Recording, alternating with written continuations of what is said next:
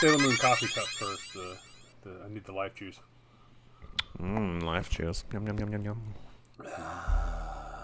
Nice.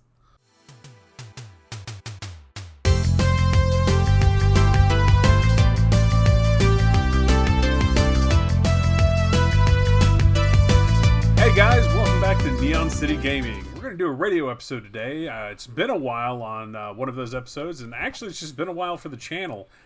We apologize. We put something out, the Helldivers Forever music video we put together, and we have played a lot of Helldivers, but we've actually just been busy being adults, and it sucks. I had, I work full-time, actually more than a full-time job. My average job input is about 40 to 50 hours a week.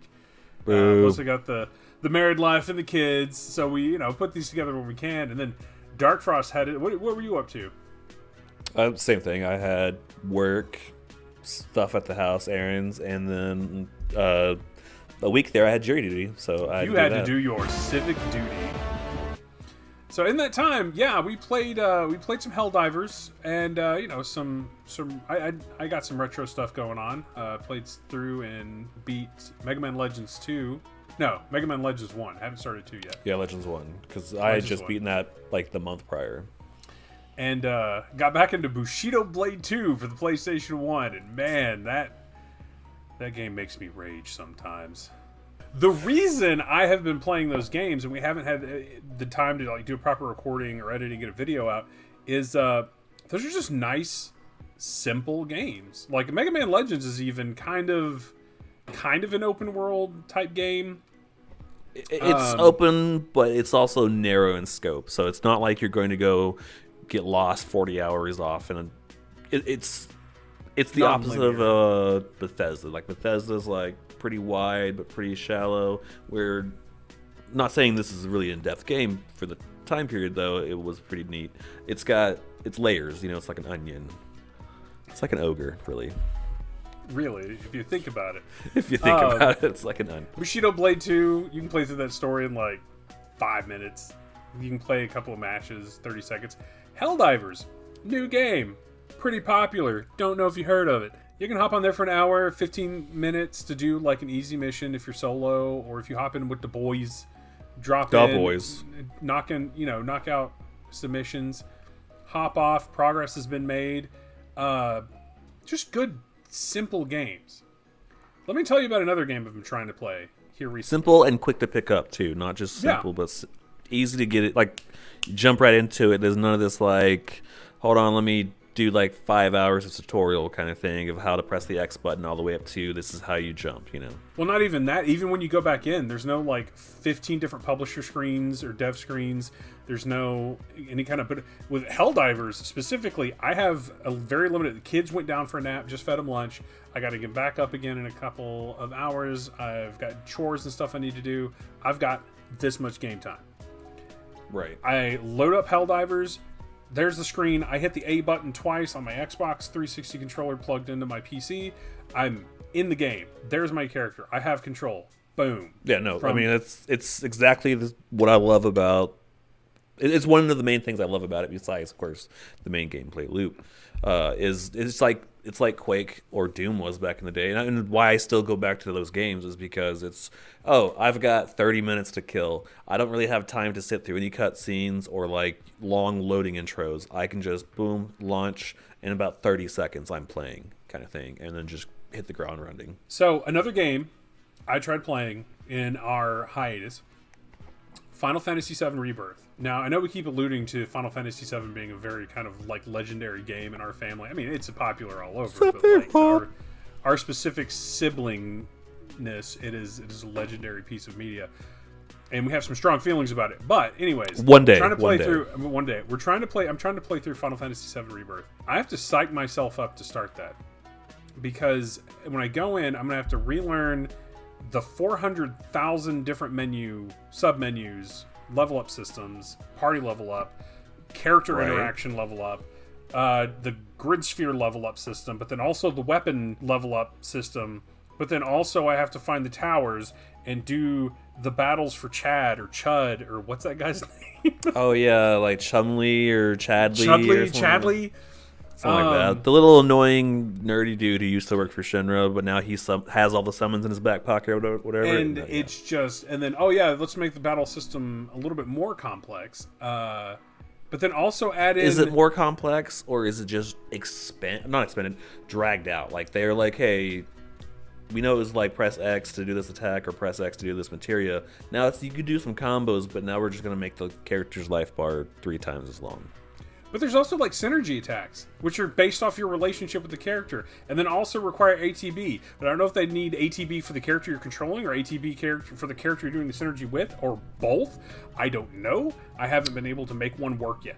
I swear, they're throwing systems in there just to make it more complicated. And that's really what I want to talk about today. Just like the story.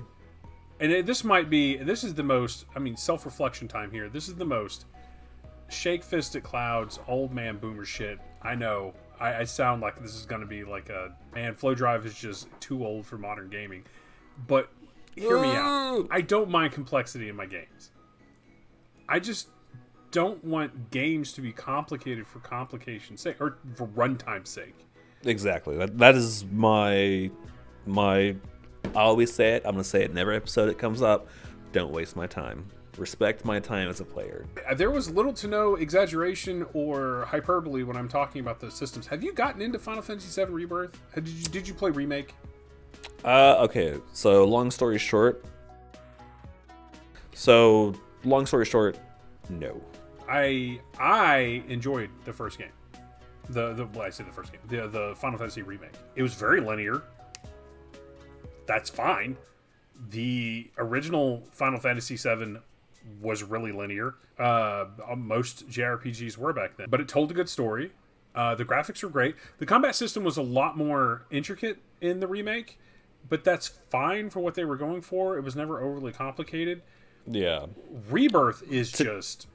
Every step you take, they're introducing, hey, find these golden plumes. Find these chocobo stops. At every chocobo stop, you can restore your HP and MP, but it takes a resource that you have to purchase. It takes a seat cushion. I hate that. That already. Then you have party level up, character level up, weapon level up, weapon skill assignment, and then there's a relationship level up. Then there's a relationship grid sphere level up system with different abilities and synergies and stat bonuses. Then there's materia. All right. Then there's the materia level ups, which were in the OG game, so I would want that anyways. But then there's a bunch more mechanical materia for auto casting and auto ability usage, because the characters you're not controlling will not use abilities or magic. Then there's crafting, item crafting, potion crafting. You've got to level up your crafting. You've got to go out and find resources to do the crafting, and then once you level up to certain crafting levels, then you have to get recipes by doing Chadley's towers, specific battles, and in his specific battles you have to meet specific objectives while you're fighting in order to 3-star the battle. And then there are scenic points you have to take pictures at for this random guy in Calm wants you to go take pictures for him because you're doing jobs for literally everyone, so why not? My gosh, there's just so much. I can't even remember it all. And then there's Queen's Blood, which is the card game.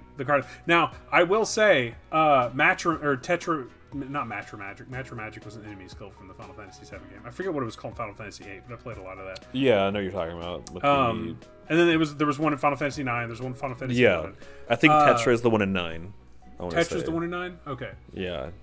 I'm sure someone will correct us if anyone wants to correct us. Please comment on our videos. Well, don't make me beg. I will beg. Please don't make me beg. Anyways, and then there's the card system. I like Queen's Blood. Don't get me wrong. I'm going to play a ton of Queen's Blood. It's very simple so far. I'm sure they can complicate it with more complicated card interactions. But there's so much. I'm just walking around the starting town and the starting map, and the starting map is massive. And because I want to play it and get, through the story, I'm playing mostly on my portal because my portal's there. I'll have time. I'll pop on while I have time, and I can just pause it or whatever, put it to rest, and then come back to it when I can. But every time I come back to it, I have to remember what the hell's going on. Every area you visit has chests. You have to hit so many chests to finish that area, and then there are life springs that you have to find and document that you can find by following this owl, a la like Ghost of Tsushima's Yellowbird. Okay, I just saw the clip of that earlier. And then there's Moogle medals, and then there's so much. There's too much, in my opinion. It sounds like the current. To me, it just sounds like the current Assassin's Creed games, where it's just like shotgun. They put all the icons and mini games and side shit they wanted to in a shotgun, and then boom, blasted up the map, and it's like, there you go. Go spend all this busy work doing stuff that doesn't matter in the ultimate part of the game and story, and was never there to begin with. I don't mind games being, like you mentioned earlier, complex if it needs to be, or if it does it in a neat way where it's like it's something they're trying to show off or something like that, like maybe a weird twist on the formula. But it doesn't need to be complicated just to be complicated, because complexity does not equal depth, does not equal intrigue or whatever. It could just become convoluted and just if it feels much where it just becomes noise. If it feels fun doing it, I don't mind doing it. In Final Fantasy VII, it feels like a chore. Yeah, and that like to me is a lot of games nowadays, where anytime they add all that little stuff, it's all half baked. Like it's not the fishing mini game from Ocarina of Time. That was pretty fleshed out. I had a whole little in-game reason to do it, and then you could just go do it, for funsies too. And there are people who are going to argue, well, it's content. Like, they want a game with lots of stuff to do. But it doesn't translate, I think, one-to-one like that, because it feels like it is a hurdle to get to the parts of the game I want to get to, which is story-driven, that good, juicy JRPG stuff. I played the first one, I stat-tracked, I maxed out that... I played Final Fantasy VII. I maxed out materia. I played the hell out of that game. I balanced stats. I hunted ultimate weapons. That kind of stuff in the game is fine. It's fun. It adds on to but that the was experience. You're talking about the original one, right? The original, OG. Okay, yeah. Well, at least 1997. in the OG's defense, or in agreements with you, I guess. One, they didn't have too much. They just added a few things here and there. The Phoenix little mini game here and there. Like, I guess what I'm getting at is, like, a lot of modern games will take, like, say if it was the original Final Fantasy, and having the Phoenix Tower mini game just once or twice in the actual game. Modern games will be like, okay, we're going to use that mechanic. Every time you get to a new area, you're going to have to fight one of those things to clear it off and blah, blah, blah. And it's just going to become no longer a one-off, like, oh, hey, that was neat. It's more of like, oh, God, I got to do another one of these things again. I think what it is modern studios are trying to justify the AAA or freaking Ubisoft quadruple A. I was about to say, yeah. Gaming trend now, but they have to justify the $60 game. They have to justify the dev cost, and everything is about playtime now, which is why games as a service is so popular. Is retention and getting those hours in from your players, getting that time investment to get them hooked on eventually, like a shop or something like that. But for games that don't have those kind of mechanics, they're still popping up because they want that buy-in. They want to justify this grand sprawling adventure in the Final Fantasy trilogy, or they better wrap it up in 3 games. And in 3 games, 2 movies, 5 mangas, 2 phone games, in pursuant of that goal, they just pack crap into the game to pad out the runtime. The runtime of a game, the time to complete in a game, does not equal quality. Yeah, no, 100%.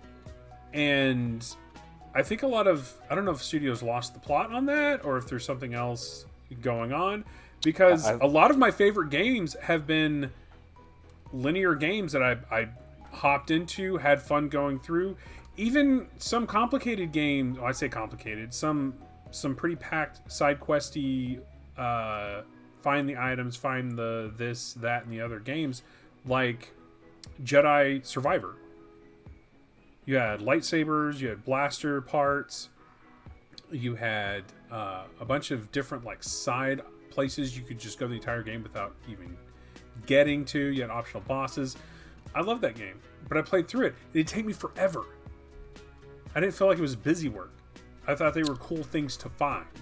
In the same vein, my example, and this unfortunately I didn't get to play Survivor yet, but mine would be Kenna, Bridge of Spirits. It was a similar thing where it's like there's going to be a finite end. It's not going to be too far from now.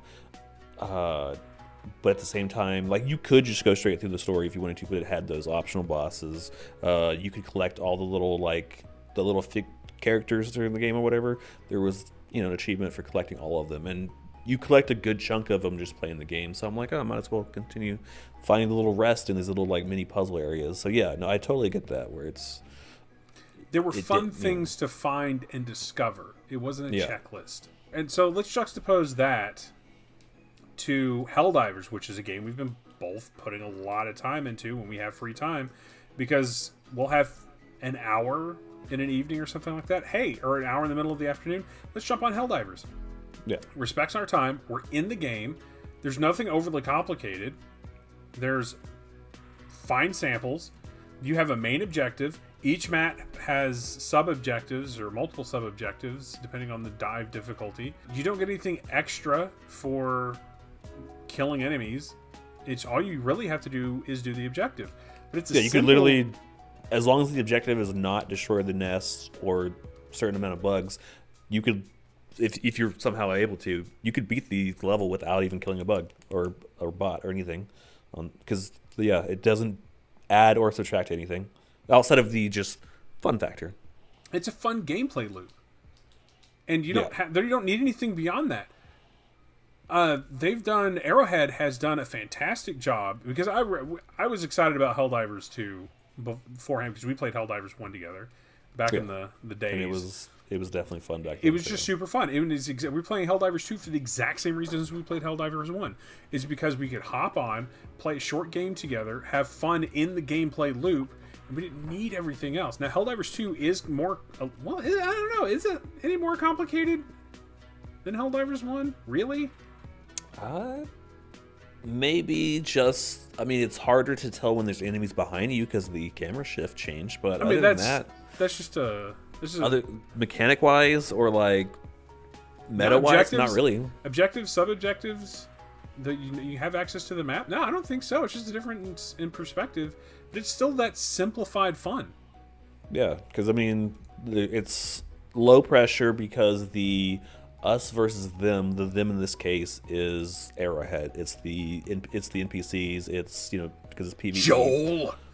Yeah, it's Joel. Joel is the enemy of everyone. Versus, he's as the game master. I wonder if he goes home at night and like confides in his partner, like, everyone hates me. I love it. Right. I'll never let them have the creek. We took the creek, by the way. Yeah, I was reading that earlier on Reddit. That'll date this episode. Right. But yeah, I was reading that, and it was a meme where it was, what was it? It was, Malevolent Creek players when they wake up tomorrow and they have to plan a different planet.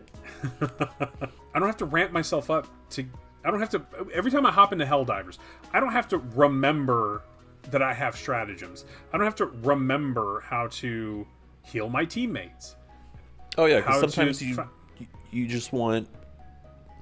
Not a stupid game. Like, I want it to seem like these games are stupid. Like, you have to be, a game that's not mentally taxing. Yeah, that's what I'm trying to get at. Yeah, where it's just like, I've had a lot to do. I don't want to have to deal with more than I've already been dealing with outside of my, my day to day. Like, I just want to come home and relax and just chill out with like, something that it does have a challenge to it, but at the same time, I'm not having to pull out my pen and paper or whatever, or bring up wikis if it's one of those things. The meta's there, but it's not really that important kind of thing. And it's not that your boy Flow Drive doesn't like complicated games or in-depth systems or anything like that. But there's a time and place. I play Warhammer 40K. I play Age of Sigmar. I played old school BattleTech. Yeah, and I play Stellaris, and the games like that. So I'm with you there. Occasionally, you do want something meaty, but you gotta set a time. Especially now that we're getting older. I mean, this is also just the fact of getting older, I guess too. But there's so much to consume these days. Like when Final Fantasy VII first released, it came out in 97, 98. It was probably one of maybe 100 titles that came out around that time period. But it was feasible to play the majority of games back then. Now it's literally impossible with Steam. Well, because games didn't last 400,000 hours. Yeah. Back in 1997. Now, Final Fantasy VII was a long game, and there were long games back there. Most of them were JRPGs. Or classic MMOs like EverQuest. EverQuest, thank you. Yeah, back in the late 90s. Yeah. But they were games first. Like, you had fun playing them. And there are people, I'm sure, please let us know down in the comments. I'm not saying you're incorrect by any means. I'm just saying I feel that if you do enjoy Final Fantasy VII, specifically Final Fantasy VII Rebirth, I want to know if you ever feel overwhelmed with the amount of things the game needs you to track and address and take care of on the way up. And maybe you're not just me. Maybe it's a me problem because every time I play a game, I have to nook and cranny it. For me, there was a transition period. Like, I think I'm maybe still on the tail end of that transitionary period because that used to be me. I used to load it up and be like, okay, like Horizon Zero Dawn, and Ghost of Tsushima. I platinum those games. I'm like, I'm gonna get everything before I get to the final boss, and then boom, I'm done. Like nowadays, I'm to the point where it's no longer I have to check all the boxes. I've put a rest to that. Now it's more like, do I even want to bother? Kind of thing. I'll load it up. Yeah. Do I want to have enough time to the story, or do I want to do this game? Yeah. Am I going to be just playing through the story just to get done with the game so I can say I've played it, or because maybe the story entertains me, or is it I'm going to play maybe a third of it, Assassin's Creed Odyssey, enjoy my time with it, but then just get to the point where it's like, oh, there's 2/3 more of this, and it's just going to be pretty much this thing. And I've played 25 hours up to now, or 30 hours. If I still have 60 more hours of this to go, I don't want to do it. There's nothing to continue because it's just going to be rehashing the same mini games, the same combat encounters. It's just it's boring. There's no ramp up, I guess. There's no curve to it. It's just a flat line. And it's not even just stuff sprinkled on a map, because sprinkling stuff on a map is one of the easiest things to do to keep to garner exploration in your hard built and well designed open area maps.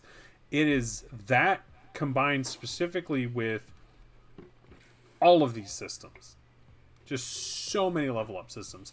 Like, okay, for instance, and this where you is have to spend 30 minutes in the menu before you can start playing the game again, because you have to level up all those things. Well, first you have to remember what those things do, and then you have to level them up, and then God forbid if it's one of those games that don't let you respec your stuff, and then you're like, well, now I gotta look up to make sure I don't fuck my character up. On top Final of that, Fantasy games have always had game level up systems like that. Final Fantasy X with the original sphere grid system. I didn't mind that. That's why I stopped playing. Overly Final complicated Fantasy. To me. Of that, the grid sphere. Well, I mean, sphere grid. My goodness. I didn't care much for the world of 10 either. But like when it comes to like just leveling up my character, I don't want to spend hours thinking about it, or minutes. Like I want it to be like, boom, I'm done. I'm continuing with the game. give me the 5 stat points to pump into my character, or give me the tech tree with like 3 or 4 branches on it. I don't need, and a couple tabs. I don't want it one massive. Maybe it's my ADHD and like the fact that I can't see the entire grid at all times, and it's just a lot of different options to think about at all times of being like, well, if I want that, I have to go through this route over here, but I also kind of want that over there. But then I don't forget what this thing does way down there, and it's just. For me, it's just too much. It's. So, did you not like the original, like OG World of Warcraft talent trees? Or like even what about you? Love Diablo 2? Yeah, exactly. Diablo 2 has 3 tabs or 3 pages.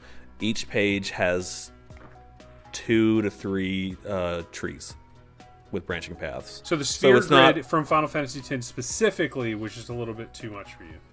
Well, yeah, because then you get stuff like Path of Exile, and that's just the sphere grid on bad words. And it's just so I don't it's just I don't like it. It's just too much. It's overcomplicated for whatever. It can be they're each individual character's pages. They don't need to be intermingled in one giant thing. If you want to cross class, allow that, but do it, via like Baldur's Gate, where you can like go down the actual class. I need things sectioned off. I don't, like it's a dinner plate. Segmented. I need a little, I don't need everything in just one big page where it's too much for me to consider at all times, kind of thing. Because when I'm seeing the grid, I'm constantly thinking about the whole grid. I can't just think about that one little section. So and then to add to that, you also have to use items to fill in the grid. Where Diablo 2. You just have to you level up, you get the skill point, you put the skill point in the thing. You don't have to go to a store or find in a chest an item to put in that slot and then put a point in the slot. But I digress. Mini rant over. So you get easily overwhelmed by decision paralysis if you're giving too many decisions or too much info all at once. Well, too much info all at once without any context. I have to remind myself how the combat system in Rebirth works every time I go back into it. And I understand that this won't be a problem for people who regularly get a chance to play this game every day. Going back into it, I have to remember, all right, they're Cloud. I have Cloud equipped with this materia. He has these weapon skills. He has these synergy attacks with these specific characters. And then his triangle button is a stance switch after stagger to make him hit the staggered enemy harder and give him access to these combos. Certain ones only work in the air. Tifa's triangle button is not a stance switch, it's a special attack. And if you use this ability to put her in this mode, the triangle button has a follow-up attack. And then Aerith has this mechanic that works this way. And then Barret and Red 13 have completely different mechanics on an individual basis. If that was it, that would be fine. But it's managing that with all of the other spreadsheets worth of information for the level ups, and then also in combat, while I'm trying to remember all that, I have to remember to switch characters often just to build ATP, because ATP doesn't build up on the other characters when you're not using them. What? For real? Maybe it happens later on.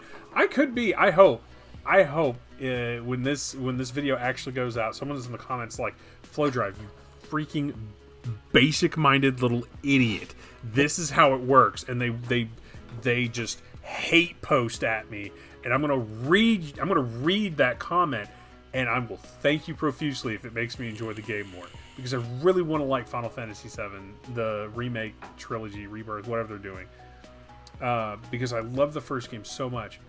It's pushing me out just for how complicated it is, because when I have time to play, I can either try and burrow myself back into Final Fantasy VII Rebirth system, or I can play Bushido Blade 2 for 45 minutes, or I can hop on Helldivers and do a drop or two. Yeah, or play a couple stages of Bolt Gun or Quake. Yeah. It's I hop on, this is the shoot button, this is the... Helldivers is not complicated. You have different weapon stats and things of that nature, but honestly, and I bet you anyone else who plays Helldivers will back me up on this, the stats on those things mean absolutely nothing. You just find a gun you like the feel of. Take it out into the field. Yeah, because I don't even pay attention test to it this out. stuff. If it feels good and you kill bugs and bots with it pretty nicely, go with it. Pretty much, yeah. Armor penetrating be damned. Fire rate, damage per shot, reload speed. Just don't worry about any of that. Physically give the gun to your character. Go out and feel how it plays. That's how you do it. The stratagems. Don't worry about meta. Don't worry about anything. There's no stress. Ironically, no bad stress when you play Helldivers 2. There's definitely stress, but it's stress. more like There's good tension. Yeah. When we played that, what did we play? What level were we at? Suicide mission? I went through that entire suicide mission. I didn't die, not once, and it was good fun. And the one we played as a full squad. Yeah, we had a full squad. Went on that suicide mission. Okay, yeah. We were fighting the bots, and it was good tension the entire time. Good, solid, 40 minutes of fun with my friends. Hopped on, played, had a great time. Hopped off. I don't have to worry about playing Helldivers again, or ramping myself up to play it. Today, I've played Final Fantasy VII because I'm like, man, I need to make progress on that game, especially if we're going to do a video on it. But I have to ramp myself up to play the game, and then I have to take 20 minutes to remember everything, and they're still introducing new mechanics. I thought, and I guess there's really no spoiler, because A, it's at the beginning of the game, and B, what I'm going to talk about was an OG anyways. I feel like I've spent more time playing the starting area of Final Fantasy VII Rebirth than I did the OG game from the beginning to the swamp. And that's where I'm at. I haven't made it across the swamp yet. I have the Chocobo. I guess theoretically... When you say swamp, you mean the one with the giant... The Midgar Zolan. Or in this one, it's called the Midgar Somer, I think. Wait. Okay, hold on. Let me just parse this so I understand where you're at. Because from my understanding, I mean, it also makes sense considering the first game took, a 3 to 4 hour section of the game and turned it into a 20+ hour game. So after where that game ends, in the OG game, it was about 20 minutes. Literally the first thing you do cave. After you leave Midgar, literally the first thing after you do when you leave Midgar is you head to Calm. Then you... Is that the farm? That's the town, then the farm. That's town, then the Chocobo farm. You get the Chocobo lure materia. They say, go find the big footprints. You go find the big footprints. You catch a Chocobo. And they're like, congratulations. You can go across the marsh now. Yeah. And you go across the marsh. In this one, there's a whole flashback scene. They do the flashback scene at Calm. And then, which is its own, multi-hour as I was told intro. By and our then sister that there's Calm, there's a lot of which there stuff. are the Calms. Looks beautiful. I'm not frustrated with how good that game looks or how they've modeled everything. It looks fantastic. But they introduce you to 15 different systems in Calm. Then there's an escape sequence. Then it's a big wide open world. The Calm surrounding area. There are multiple houses. There are multiple places to go and check out and find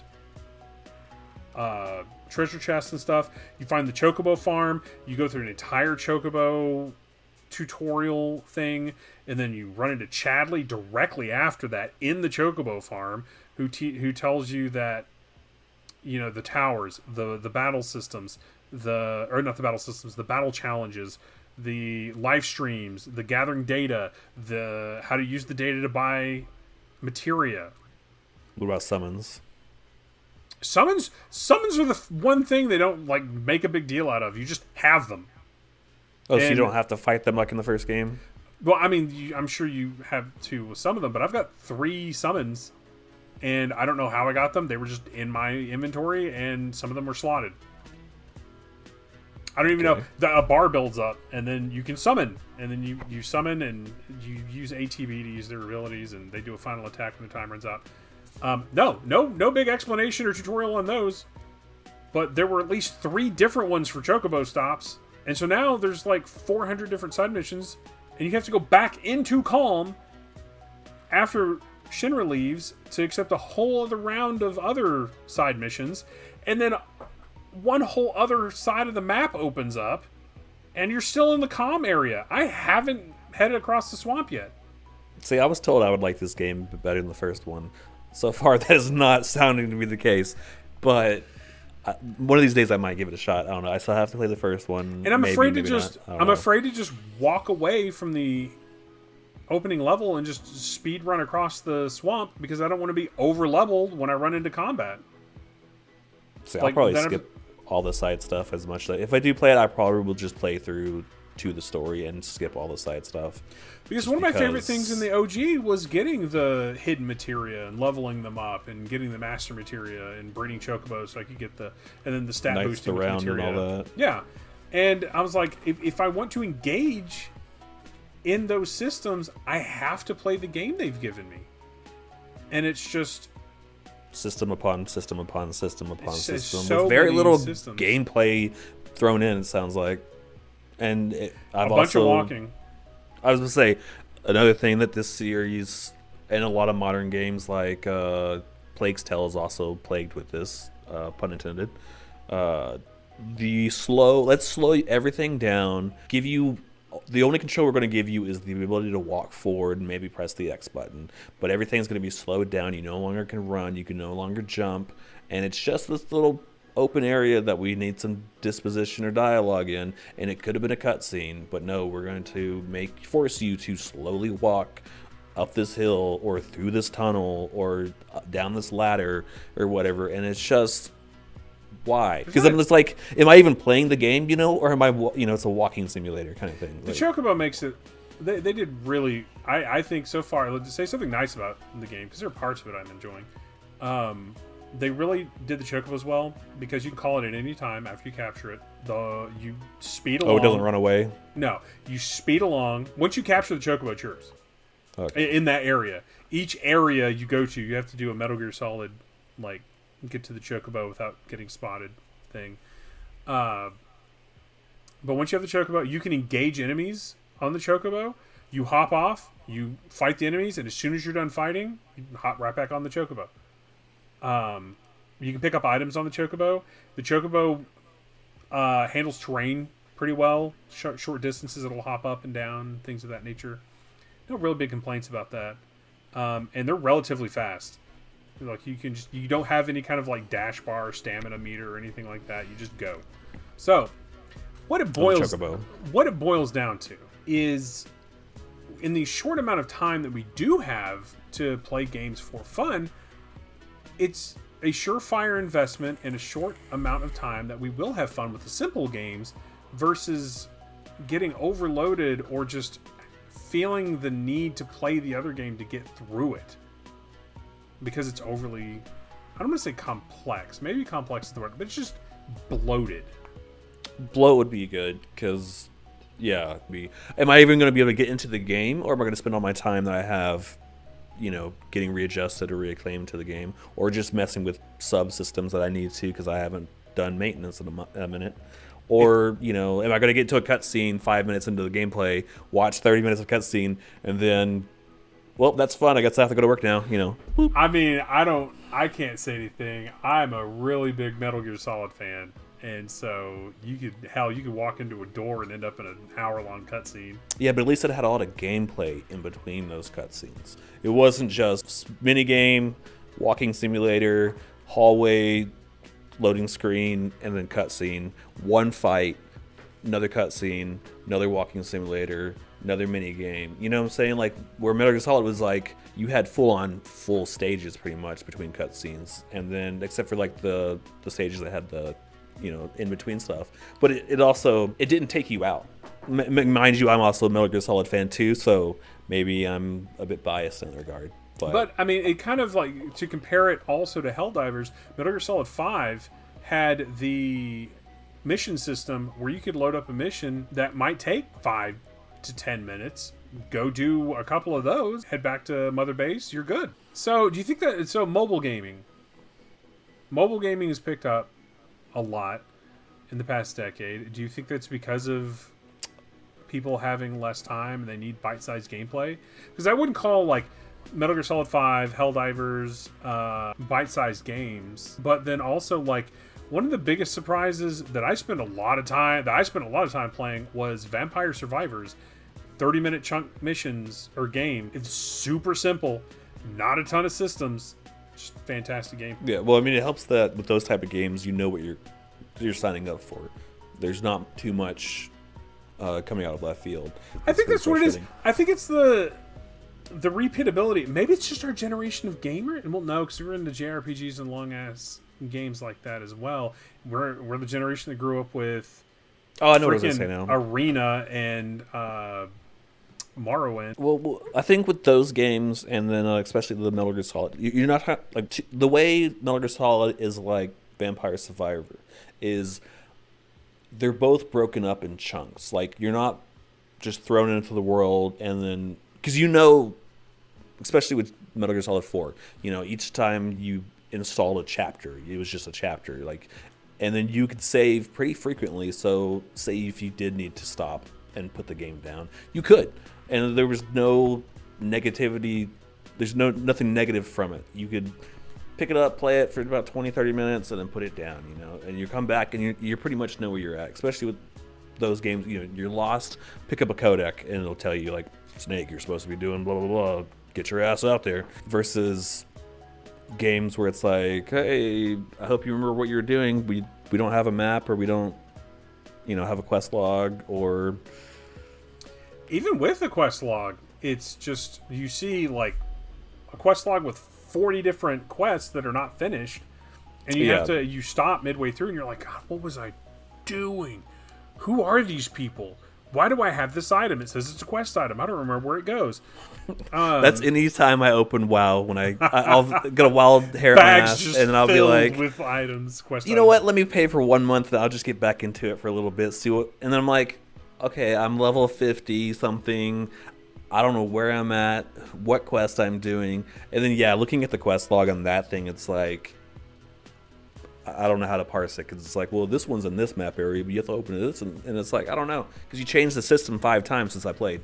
So, and that's another thing, like Stellaris. Even then, so WoW, that's a good experience. That's a good comparison. Because WoW's pretty complicated now. Well, some aspects are less complicated. As it can be. But there's a lot of moving parts to WoW. Yes. But you can hop on. It's made such a way you can hop on and do a quest or two quests and then log out and have a complete gameplay loop. You have fun playing that game. And unless you go quite a long time in between play sessions, you don't really lose track of what's going on or how the game works. That's what I'm running into with some modern games, is that I'll play the game, I'll step away for a day or two, come back in, and I'm like, I forget how these systems interact. Yeah. No, I'm with you 100%. I forgot how this character does it. Man. Games with complicated move sets, which is why I can't play fighting games as much anymore, because I don't play fighting games like, for weeks on end. I would play it a couple hours here, a couple hours there, and if you're not playing the same character each time, you're going to be like, shit, how do I do Geese's combo again, like Rising Hurricane or whatever it was called. It's Raging Storm! That one, like once you've got practice down, you're into it, you can pull it off or whatever, but if you're playing other things in between with different systems and having I would also argue that that's a different pony show, because the fighting game community is all about practice, perfecting, learning the game. That's part of the game. So that learning a character, a combo, or a new fighting game system, that is part of the game. So when you go into a fighting game, that's part of it that you're accepting that you have fun doing and you want to do. If I play Final Fantasy, on the other hand, I'm wanting story. I would prefer turn-based combat, but that's just me. I know a lot of people prefer the new combat system. That's fine. But that's what I'm wanting out of the game. What I'm not mentally prepared for signing up for is a master's class in subsystems. Right. And how many we can possibly cram into a system or into a game. I mean, that's one of the reasons I don't play as much as I love, and a mutual friend of ours love Stellaris in concept. Like, we've bought it way back probably 10 years ago now, showing our age. But it's a totally different game than it was then versus now. And it was like 3 different games along the way. I tried twice, maybe three times, depending on after major updates, to get back into it. I spent, because each time I tried to get back into it, it took literal hours just to either, if I picked up an old save file, figure out where I was doing and what systems are what now, or if I started a new one, just to parse where they moved everything and changed everything. I have to relearn, those synapses have to change now because of how complicated things are. And it's just, I don't have the time. I want to get into it, but I just don't want to spend the 3+ hours learning the system again. And it's just, I just can't find the time to, I don't think a lot of people can. I mean, obviously a large portion of people do. I mean, the 4X games have their own niche thing. Niche. Yeah, because you do want some depth to it, but there's... And I love myself a good 4X too, as well. But then, Final Fantasy VII Rebirth is doing well. I think it's done financially very well. But all of the games you're hearing about right now are games that you can hop on, consume in your own time, when you have time, hop off. Deep Rock Galactic. We played a lot of Deep Rock Galactic. Helldivers. Deep Rock. Palworld did gangbusters. And it is go at your own pace, even if you're playing multiplayer. Mainly because there's not a lot of content in the game to work towards, but I'd say it's still about as much as a regular Pokemon game, if not more. So that's one of the reasons, and one of the reasons where you couldn't really get into Skull and Bones is that game was the definition of just pay me $80 so I can give you busy work. Yeah, it wanted to. It was, from what little bit I've seen on both of these, it was Anthem 2.0. I mean, oh man, it was a huge Anthem promise. Broke my heart. And BioWare, why? The end result. Speaking of which, RIP Anthem. I think the servers finally went offline last week or the week before. They finally put the old girl down. Unfortunately, that had good bones, but unfortunately, everything else around that game sucked. Speaking of games that are not complicated and easy to pick up, Armored Core was a pretty easy game to pick up and learn. I mean, because it's not really much. It's just, here's your basic commands. The complexity comes from your loadout versus the enemy's loadout and how you use that. It's complexity, not bloat. Yeah. And that's the big thing. All the complaints I have, and I'm sorry to pick on Final Fantasy VII Rebirth. It's not the only game with this problem. It's just the most recent one I'm trying to play my way through. And so it's freshest on my mind. Right. I really want to enjoy the game. I'm trying to make these arguments in good faith. It's just I feel overwhelmed. Whereas Armored Core 6, with all of its weight management, energy management, weapon stats, things of that nature, it's one of those games where you can just don't look at the stats on the weapon. Take it out. See how it feels. See how it fits your playstyle.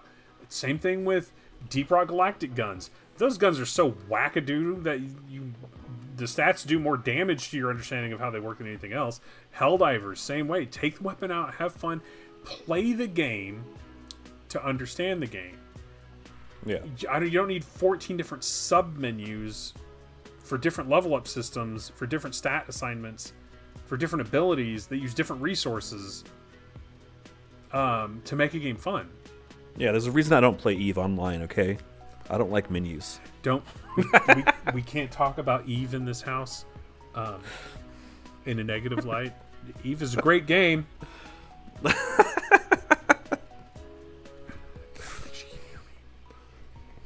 I'm sure it is. I don't think she can hear me. Yeah, you're safe for now. I'm safe. If I go missing, my wife had things to re-educate me on EVE. That was a game I always wanted to get into, but never. I tried playing EVE. Once I realized the type of game it was versus what it appeared to be, I realized it was not for me. I came from Freelancer expecting a Freelancer experience. Not the case. But there are people who enjoy that complexity, where that complexity is the game for them. They're having fun from that. Speaking of my wife, One of the games she's been playing a ton of recently is I forget the official name. Stonks 9800 Stock Market Simulator. Wow, that is a mouthful. Stonks 9800 Stock Market Simulator. It's like 80% stock market simulator, 10% visual novel, and 10% waifu simulator. Is it on PC console or is that a mobile game? I know it's on PC. I think she plays on Steam. Every time I look over, she's just showing me like new things she's bought her secretary or her assistant. And, is it one of those idle games where you level up various things and they just get better at? No, I think there's like a story. You have like investments, Factorio. like actual investments. Now I think that the actual fluctuations of the stock market are simulated, and then but you have stats. Like you have to take care of your mental health and your stress and your Okay, own so it's more property, akin to like it's almost like a text-based RPG. So it's a nice little indie game that's easy to get into and like It's complex as balls because I mean it's the stock market, but well, then I mean also, she likes, but she's into that. She's signed up for that. She likes those system heavy games. She kind of does. thing, She loves where Eve. She loves that. you don't stock market expect an simulator. RPG to be overly system heavy, kind of thing. At least I don't. Most RPGs you play, it's usually got one key system that sets it apart from others. Like Chrono Cross had the element system where you had everything was you had to like level up the element of the battle, and then you could use your various elements, but only once per battle. And Chrono Cross, it was the action gameplay. Final Fantasy VII, it was the summons, and the materia. That was their big thing, even though it was just under the surface a basic turn-based RPG. What made it different was the materia, and then the summons and everything, which I guess summons have always been there, but I don't think materia has always been there, has it? No, materia is a Final Fantasy VII thing. Okay, that's what I thought. Because they went from materia to the junction system and the Guardian Force system in Final Fantasy VIII. That's right. Okay, yeah. With the draw, where magic was like a commodity, not so much like a MP bar. Okay, yeah. And then Legend of Dragoon had, the addition system. But yeah, I mean, that's still part of the thing. That's what I liked about RPGs back in the day. They would have their own little, like, this is our thing, but we're not going to make it super complicated. It's still going to be, you're going to learn in the first couple hours and then use it the rest of the game kind of thing. I don't have any problem with any of of the single systems that are in the new Rebirth game. I know it's almost like in an attempt to innovate, they just bloated the game. Yeah, they wanted to check all the boxes, try and get everything that's in all the current popular games or whatever, and because they want to be the game, they're like, oh, the Final Fantasy is the game. If you're playing any game this year, it's gonna be Final Fantasy. Not me, but in overcomplicating the game or over bloating the game, what they've done is driven me into the arms of another game, 4 other games actually. Helldiver's there for me. Retro games like Bushido Blade 2, Mega Man Legends. We have my wife and I have been playing Ship of Fools, which is a really fun little roguelite. You can jump on and do a couple of runs. You do 3 or 4 runs in like 30 minutes. Boom. And it's a lot of fun. And it's fun from the time I'm pressing start to the time I'm like, okay, that's it, I've got to go. Yeah, there's not much downtime or busy work involved. Sometimes maintenance. There's not much maintenance, because that's one thing that bugs me as much as I love, say, a Diablo 1, Diablo 2. Like, I love Diablo 2 so much that even though Blizzard is on its current project, it's all the crap that's going on with Blizzard over the past few years, I still bought Warcraft Reforged, and then more specifically on the topic, Diablo 2 not Immortal, that's the terrible phone game. What's it called? Resurrected. Diablo 2 Resurrected. Did you have a choice? Because I remember Warhammer Reforged flat out replaced Warhammer 3. Like, there's no way to play Warhammer 3. Yes, I did have a choice. I think they still sold for like $20 the original Diablo 2 or whatever. I don't remember if they did replace it. I'm not entirely sure. Not that it matters, because it's running on the same engine, isn't it? Unlike Forged, where there is no. You have to like flop in the actual settings to change the graphics because it's a completely different game engine. Diablo 2 uses the same engine. It's the same game. The only thing they added was a few little quality of life things in terms of like HD aspect ratios, clearer textures, and then you could flop back and forth between the graphics with the push of a button like it's Command & Conquer Remastered kind of thing. So it's still pretty much the same game. So where Reforged changed the game, changed aspects of the game, and took out the like the defense of the ancient world mission types, and then of course forced it to be online. They turned it into a BattleNet game. That all said, Diablo 2, as much as I love Diablo 2, the original point was about maintenance or upkeep, clean up with your characters or your gameplay or whatever, like, you know, leveling up, spending your points, getting rid of items in your inventory that you're too full, whatever, all that kind of stuff. I accepted in Diablo 2 because it was the thing at the time. It was still pretty fresh and new. And then they still didn't. They gave you a lot of drops, like weapon drops and item drops. But nowadays, it just seems like too much. Ever since Gearbox made so many drops with Borderlands, too many games. Wulong does it. Neo does it. So many games nowadays just have too much. Relies too heavily on RNG and weapon drops. I'd rather have. Wolong is an action RPG like item. It's like Neo. Yeah, it's like Neo. Oh, okay. So yeah, you're constantly getting weapon item drops, but it's junk. Most of it's just junk, and I'm like, I don't want to have to stop my gameplay every so often to clean up my inventory because you keep on filling me with just a bunch of useless crap. So that's the bloat for you. Yeah, for those type of games, the bloat is just a bunch of extra. It's either a bunch of extra drops or it's the sphere grid like Path of Exile. But so anything that makes you stop.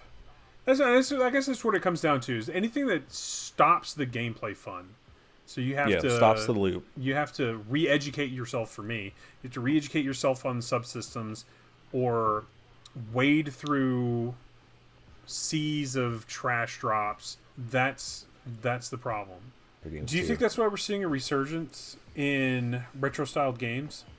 Is because people need games that they can play as games and not as time sink? Quite possibly, because the last 5 years, the last half decade has been the year of the open world games. There's definitely been a lot of pushback on open world games being too much and having too much just busy work. So much so that even Bethesda darling what is the name of that game? Starfield. Yeah, Starfield. Starfield came out and didn't really make much of a splash. I would say Starfield had the opposite issue of bloat. I beat the game. Oh, you actually went back and beat it? Yeah, I went back. I beat the game. I couldn't get back into it. I beat the game. Spoilers for Starfield, but the game doesn't really end, and the more times you beat it, the more fun potentially can become because of how it works. Well, so in Starfield, the only thing that I had looking forward to was making a freaking cool ship. That's all I wanted. That's what motivated me, was just having my. I want to be Boba Fett. That's my motivation of those space type of games. That's fine. Fett. That's what you can do. So because there's not a lot to really do in that game, you can blow through it pretty quick. But that's the loop on it, and I think because no one knew that going into it. Well, see, I was going to ask you: is that always been the loop, or did they add that? No. After... That's always been part of the plan. And if people went into that game, maybe knowing that, instead of expecting Fallout or Elder Scrolls in space, it might have done better. Because people are like, oh my god, there's nothing to do. I just fly around in planets. Everything's just this randomly generated planet has the same 3 spots that I've seen in every other planet. They're so far away from each other, and it's just a hassle. But if people had been like, get through the story, man, get through the story, and then go back and like cool stuff happens. You get better weapons, better armor, better stuff happens.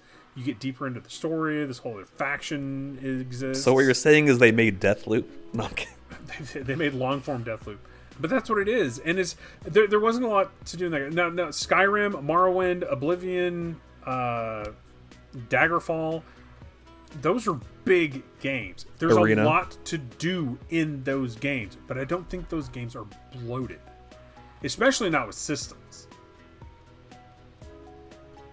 I mean, You were just saying, you said earlier in this video that the Elder Scrolls games were wide but shallow. yes, but I mean, depth doesn't necessarily mean bloat and depth aren't necessarily the same thing. No, that is true. But what systems would you say bloat the Elder Scrolls series? Well, maybe not Morrowind, because I don't remember too much bloat in that one. Granted, it's been a long time since I played Morrowind. I've never played Daggerfall, so I can't speak for that one. I've never Skyrim beaten Daggerfall. did have a good number of systems, because I mean, you besides all your skills, you also had the crafting, like blacksmithing and potion crafting and armor crafting and all that. I mean, I guess you didn't really have to do it. I thought it was the main part of the thing, because like it's right there in the first town. It's like, hey, make a sword, make a helmet. Well, that's just the tutorial on how to do that. Oh yeah, the tutorial. But I just meant like, it's just one more thing I have to keep track of when I'm just trying to venture around the world. Like I'm like, oh wait, I need to make sure to go level up my sword. So or whatever. you thought in Skyrim you had to do all of the, like you had to join the Mages Guild, you had to do this, you had to join the First time I played it, yeah. Okay. Yeah, because it had been so long since I played Morrowind, and I don't remember much with Morrowind. I might have done the same thing in Morrowind. It's been so long. I mean, Because I come across a person that's like, hey, we're the Mages Guild, join us. Like, okay, cool. Yeah, I don't know what you join the 'cause I don't know Moratong, do it. Because when I play a Fallout game or a Bethesda game, I mean, granted, I know more lore Fallout wise, just because I've liked it since the original Fallouts, so I've kind of kept an eye of, and they're all kind of similar in vein of like the Steel Brotherhood versus the Enclave and all that. Where Bethesda titles, I don't do any like research for them. I just jump in. I'm like, oh, Morrowind, this looks cool. I have no clue about, like, I didn't know Morrowind was the Dark Elf area until I was told. I'm just like, oh, it's just a fantasy world. Like, I thought it was just a pure fantasy world. You were familiar with the Elder Scrolls like lore? Yeah, Okay. Yeah, I wasn't familiar with any lore or anything like that. And that's another reason why I probably liked Morrowind better than Skyrim, because it was more... It was new and alien to you? Yeah, it looked more... Yeah, it was more out there in terms of design and everything, rather than just being a Frozen North kind of thing. It was a fresh experience. Yeah. But you could realistically... going back to what you were saying about Skyrim, about how you thought that you had to do everything. I'm hoping that there's some revelation for me in Final Fantasy VII, or someone can point it out, that I don't need to do all this stuff to unlock stuff. Yeah, but because the way when you're the first playing, you don't know tutorials- what's important and what's not. So it's like, yeah. But in Elder Scrolls, it is a role-playing game. It's almost akin to, not almost akin to, but like it's kind of akin to D&D, where you play a character, and if you want to play this type of character, that's the path you choose. You can ignore all this stuff. If you want to be Uber Berserker Barbarian, you don't need magic. If you want to dabble in magic, you can. The option is there for you to do it. But you don't have to do everything. See, and I didn't realize that as well. So Right. I'm like, okay, I need to grind my sword now to get my sword skill. Now I need to grind my magic skill so I have to get magic attacks. Because normally because in most other games, usually you don't have a good cross between a magic and a melee person. In this game, you could do a battle mage or whatever, and I'm like, oh, that's cool. I like that concept because I love magic characters, but I also love swords too. So I'm like, let me do that. That's like, not realizing that I'm weakening myself by doing that, But that's like playing Baldur's Gate 3 and then giving your Tav level 1 in every class. Yeah, because you don't know level 12's max, and you're just like, oh, I'm gonna do this because I can do it, and say you never found Withers. Oh my god, that'd be terrible.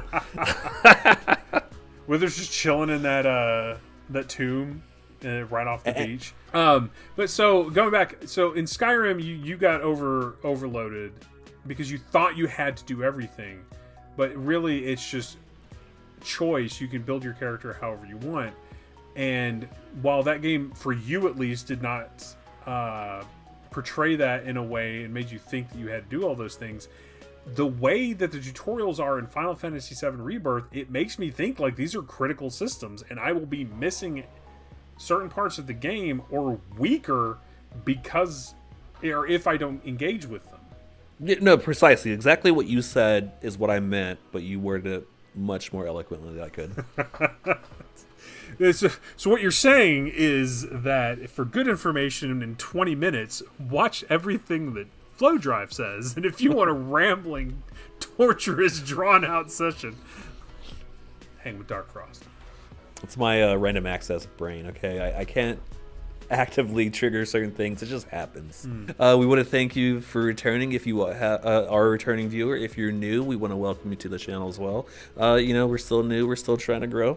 So welcome aboard. What would you guys like to hear us talk about or hear our thoughts on?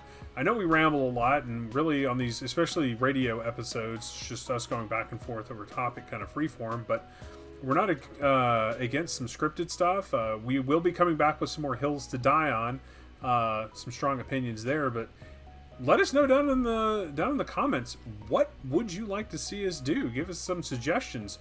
As always, if you give us a like and subscribe, we know you liked this particular content, but help us forge that blade. It's required to become a wizard. Wait, what? It's a callback joke to the because in Skyrim you thought that you had to force the weapons and become a. Yes. And now that I've explained the joke, I'm not going to edit this part out. I'm going to make everyone watch this as I painfully and slowly explain the joke that is a reference to something you said earlier.